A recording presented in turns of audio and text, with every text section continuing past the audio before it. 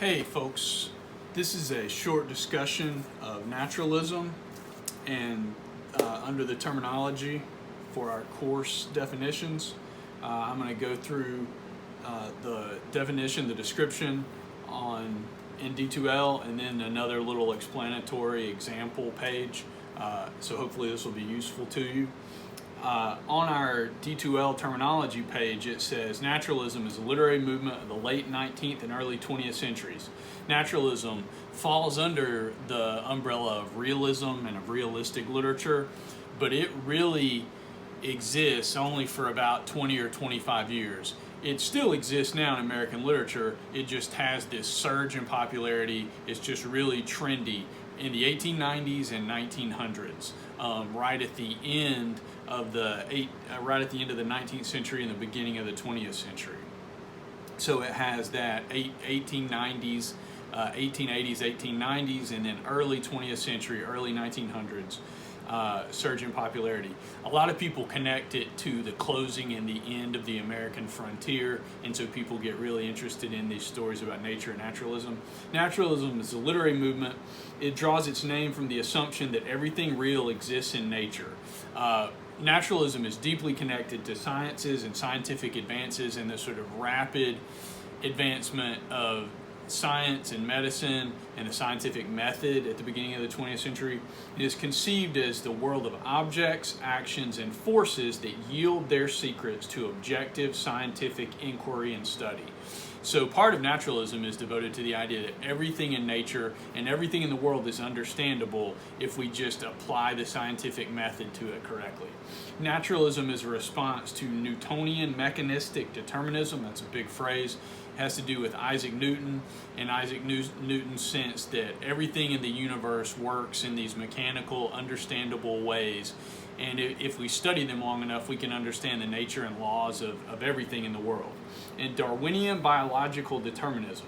This has to do with Darwin's idea that all of the ways that people and animals behave in the world is determined by these sort of natural forces that impact and in some ways control their development and behavior.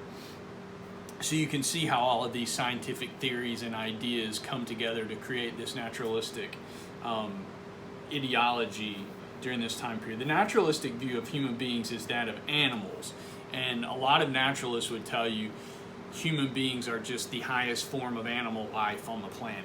They're not separate or distinct. There is no distinction between what people mean when they say nature and what people mean when they say human nature. Human nature is just under the umbrella of nature and natural behavior and natural laws.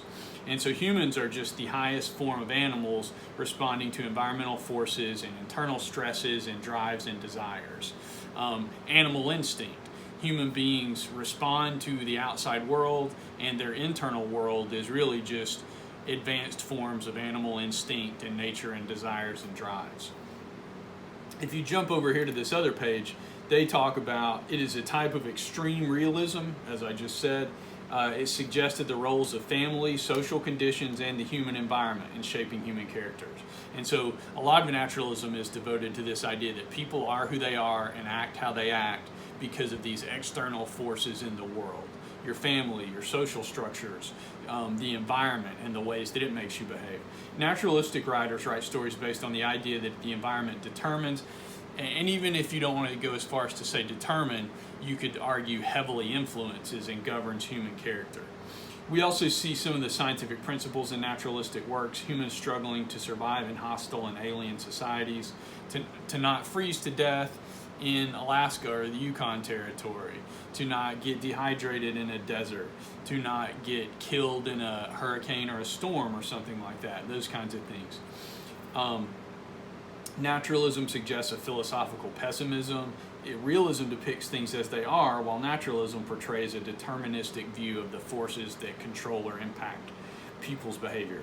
And then examples of naturalism in literature, many of y'all may know The Grapes of Wrath by John Steinbeck, where these outside forces control this family as they go from Oklahoma to California, and they have to leave Oklahoma because of nature and the Dust Bowl.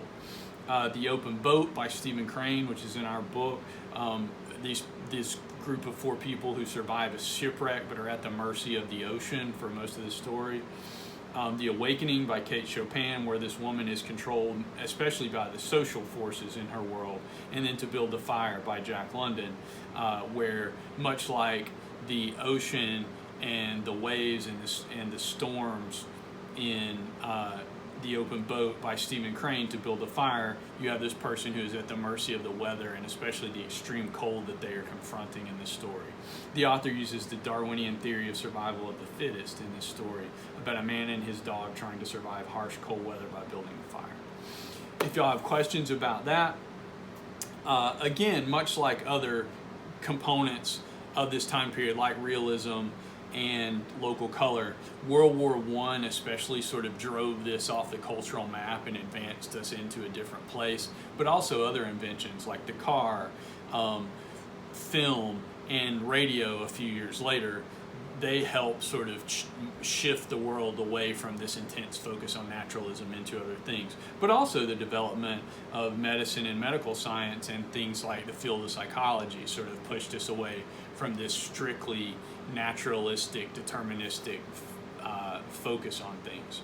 If you have questions about that or want to talk through any of the literature that's related to naturalism, please just be in touch with me and I'm happy to dig a little deeper into it with you. Otherwise, I hope that's useful to you.